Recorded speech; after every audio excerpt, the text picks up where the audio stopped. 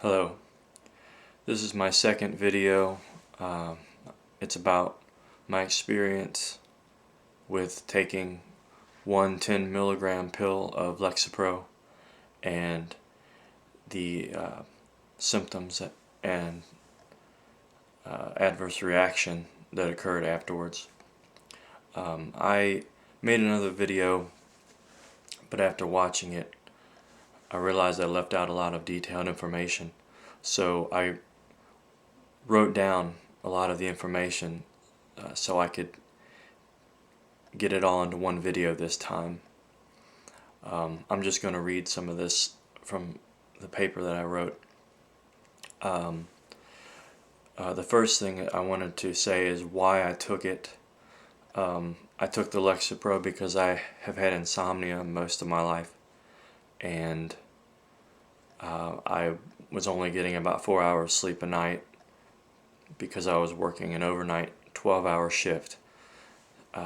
So I went to the doctor for insomnia, and he prescribed me a Lexapro. And I want to read what I wrote down about my experience because I have a hard time staying focused, and it's easy for me to get distracted. So anyway, I'm going to read this. This is what happened the next morning when I woke up after taking Lexapro. 8 hours later, I awoke to incredibly intense and horrible sensations I had never felt in my life. These sensations and strange physiological reactions were so intense that I thought I was going insane, and knew immediately that I had poisoned myself by taking the Lexapro. I jumped out of bed and ran around my house, and then ran out of the front door and down my street. Sometimes I had to leave the house, and other times I couldn't be outside. My whole world was turned upside down that day. My life was forever changed. Looking back, it appears I had a severe adverse reaction to the Lexapro, which resulted in serotonin syndrome. I wrote that down because I can't stay focused like I used to. So it's a lot easier for me to write things down. Otherwise, I couldn't get the important information in this video. Anyway, I'll continue. I want to read a list of side effects that I remember having in the beginning, like the first day after I took it. And I'm going to read the list here. Side effects. I had waves of nervous energy flowing through my body. It was like painful, nervous, almost electric-like shocks. Another sensation similar I can only explain as being akathisia. I couldn't sit still. I had to pace back and forth. Couldn't stop moving. I would have waves of what felt like nervous energy through my body. Like had an inner tremor, like a mania feeling, like I was going crazy, and I would shake. I was extremely nauseous, very, very sick, especially the first 3 days. Extreme pressure in my head. I had an extreme headache.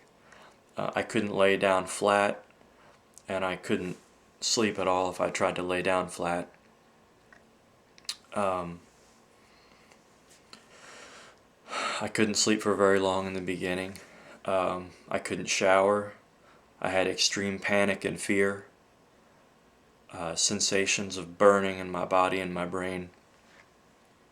I had an intense feeling of disconnect from reality, especially with my hands and visual perceptions. I had a very high fever. It was at least 103 for over 3 days. I had flu-like symptoms for the first 3 days. Brain zaps. I hear people, they refer to them as brain zaps, and I don't know what else to call them. Just feel like you're getting shocked from the back of your head. Like I would call it an like almost in like an immediate equilibrium disruption, or interruption. It's difficult to explain, but it's intense.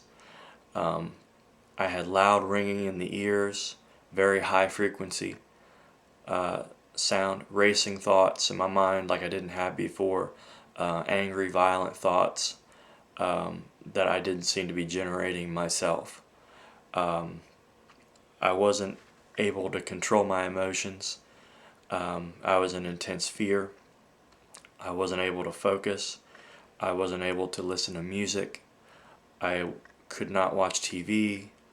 I couldn't distinguish reality from television, so I had to stop watching that altogether. I had visual impairments, loss of night vision, almost like particle static, and it almost seemed like objects were moving when they weren't really moving. It looked like there was like insects crawling underneath the carpet. Dizzy spells. I was not able to exercise. I couldn't tolerate caffeine anymore, or certain vitamins or foods. Anxiety, of course, hypersensitivity, and I would scream upon waking up in the morning. Basically all my feelings, like senses, like my hearing and my sight and my feeling, were completely changed, altered from what they were before. And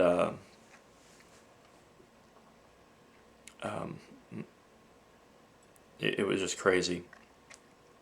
The next 3 days were pure hell. They were just terrible, and they were just like, the same thing from the first day. The next 3 months, I tried to keep myself together. I researched SSRIs and what had happened to me. It was difficult to sit and research. Every day I would walk about 5 to 10 miles a day to relieve the nervous sensations that I had almost constantly.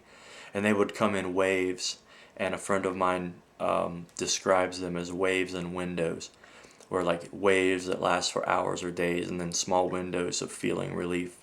And I would say that was accurate. As I mentioned, I was especially sensitive to medicines and vitamins that I had not been sensitive to before. And this went on for a very long time. And I want to read something I wrote here. For the next 3 years, I attempted to regain my life, first by working 1 day a week, and over the course of 3 years, I was working 4 days a week part-time. I had hoped to reach a full-time position, but never returned to full-time work. I had lost everything in my life, and I tried desperately to allow my brain to heal and regain some semblance of life. Again, I wrote that down because I don't think I would remember if I hadn't. Now, there's a difference between panic attacks and akathisia attacks, and I don't have time to go into the detail, but I'll try to give a small explanation. Panic attacks are kind of a mental problem. Akathisia attacks are purely physical, or I guess you could say physiological, emanating from the nervous system or the endocrine system. That's my opinion. And sometimes an akathisia attack would hit me, and then a panic attack would follow behind, and I had to learn how to deal with that.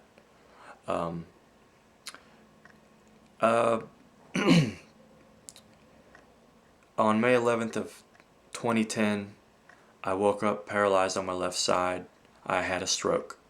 I don't know what caused it, but I had an MRI, and it showed that I had in fact suffered an ischemic stroke, and I also had another stroke prior that had not been recorded, and I did not know that I had it. On April 17th of this year, I was attempting to recover by exercising, and I had a third stroke and was hospitalized. Despite a plethora of testing, the cause of these strokes is still unknown, and I'm still seeking medical help for these strokes. And I'm not going to go into that because I'm not really sure what's causing these strokes, because like I said in the beginning of this video, I've had horrible insomnia problems all my life, and I think that, insomnia alone could probably destroy a person, especially after as many years as I've had to deal with it. So I don't want to try to tie a direct link to SSRIs and stroke, but the SSRI induced brain damage that I suffered certainly did not help my insomnia, and it did not help any of my body processes that could prevent stroke. I want to talk now about brain damage from the Lexapro that still affects me, and I don't want to include the brain damage that the strokes have caused. Only the Lexapro right now. The intensities of these side effects of the brain damage from the Lexapro, though they vary, but I deal with all of these issues on a daily basis. So I just want to include that before I end this video. Akathisia is probably the worst and the most intense, that I still have those windows and waves where the waves that come and go.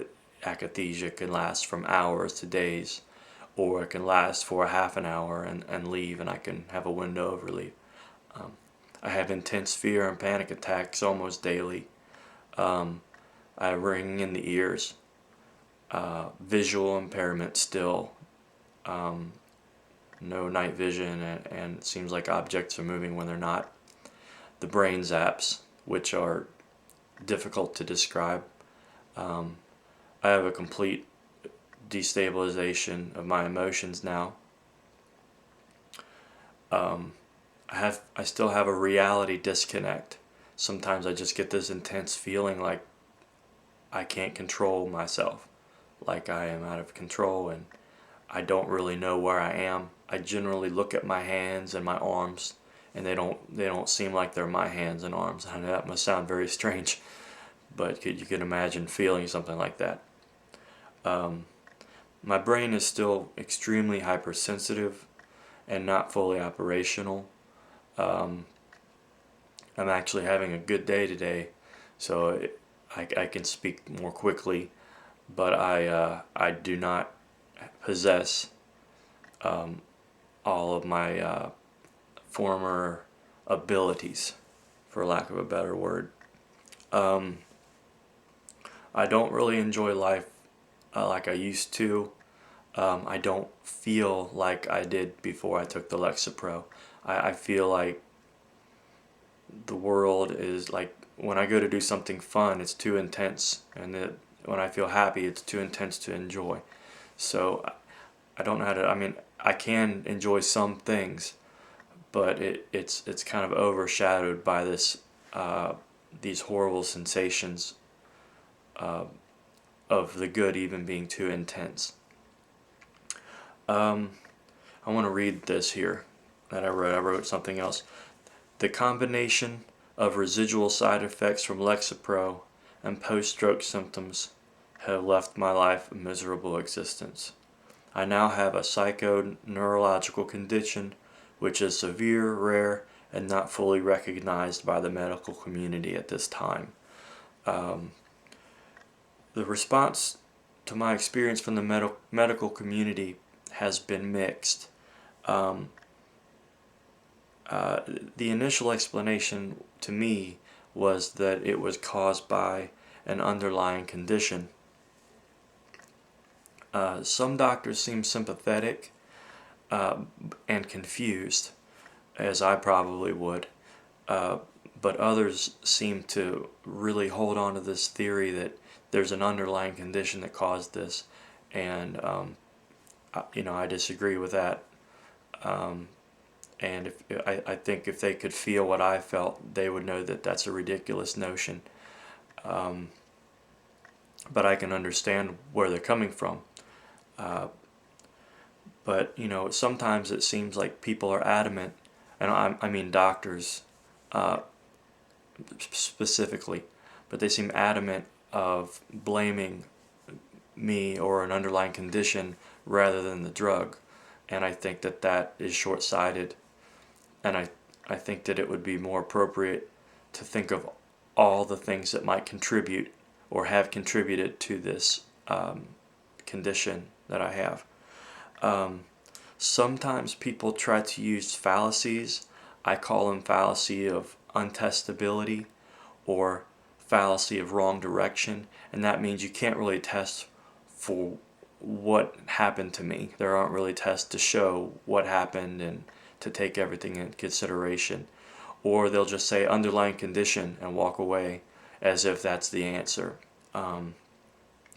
Sometimes I hear a fallacy of complex cause, which means it's so complicated to try to nail down what happened that we simply don't know what it is. Therefore, people say that it's not the Lexapro because it's so complicated and there's so many contributing factors that could have caused this. And that's probably closest to the truth, but having experienced what the Lexapro did to me and knowing how I felt before, I feel certain that the Lexapro did this, but I could certainly understand why others would not.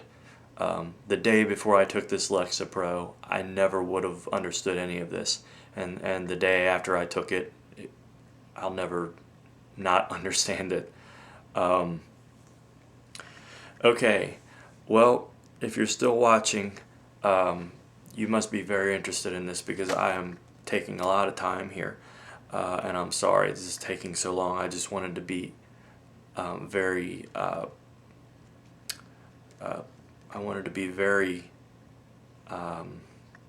detail oriented and get this information out.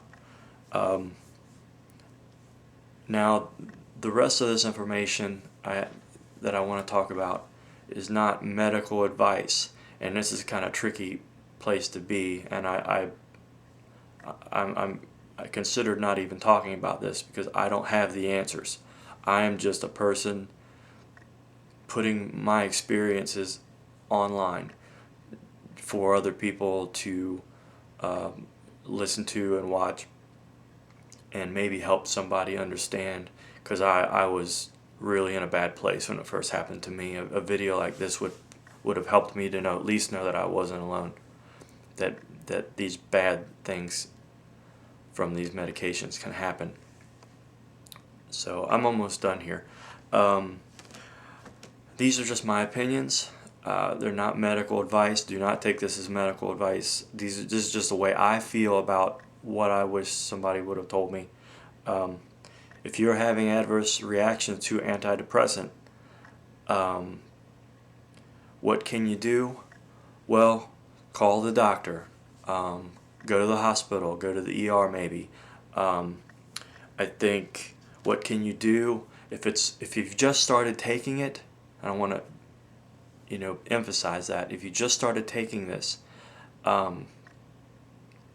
like 1 or 2 pills and you're having these horrible reactions, I would say stop taking it. Your body's telling you, hey, this is not right. Let's stop taking it. So that would be my advice. Now, you don't have to talk to your doctor, but I think that would be a good idea. If you do have to go to the hospital, I read there's this thing called a serotonin antagonist. Now, I'm not familiar with this. I've just read about it. It's called cyproheptadine, and that's spelled CYPROHEPTADINE. Research that. if you're having an adverse reaction to an SSRI, something that stimulates serotonin reuptake inhibition. This supposedly helps people that go to the ER that are having a serotonin syndrome. So if you can mention serotonin syndrome and cyproheptadine at the ER and that you've taken an SSRI, a doctor may take interest, may read about it, and may get you help. May is the key word here. May stop further brain damage. If you've been on antidepressants or trying to get off, I can't really speak about that because my problem wasn't withdrawal. I would say speak to the doctor, and it seems like tapering slowly is the best way to do it, and just research a lot about it. It's very complicated. Don't give up hope. I had a really long, hard road.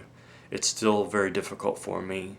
But don't give up, because I did improve, over the course of months and over the course of years.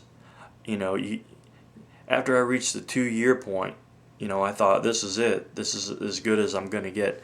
And that wasn't true. Like over the next year, improvement was slow, but I still experienced some improvement. So don't give up. You think that, oh God, I can't last this a long time. There are ways. You just have to just hang in there and don't give up hope. Nerve cells, they take a long time to heal, sometimes up to 1.5 years. And the cells in our brain that SSRIs interact with or they impose upon, those are nerve cells. So they take a long time to heal, and the brain can regenerate different, I don't know what to call it, but from what I've read, they can regenerate, and I'm living proof. I mean, I can use my left side again. It was, the part that used to control it is completely dead. So the brain is a pretty amazing thing.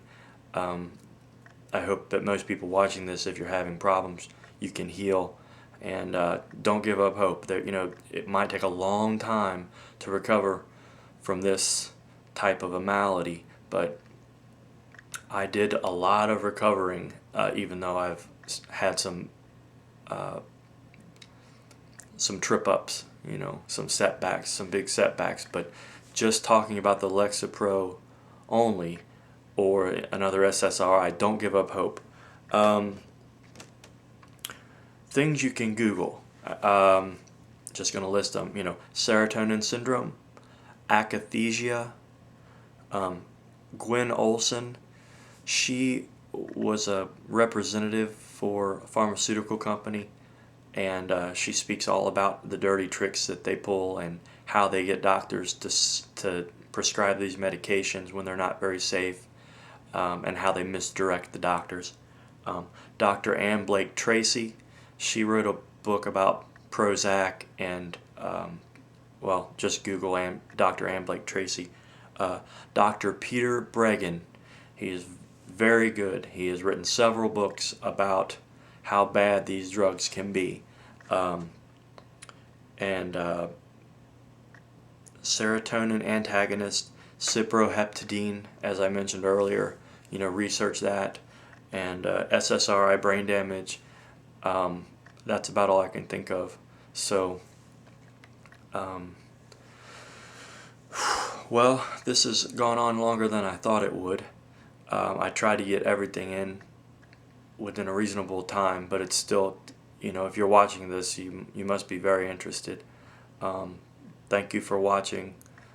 I just wanted to have an account on here, online, where, in case something does happen, where if I do have another stroke and I don't survive, that people know what happened to me in my own words, from my perspective.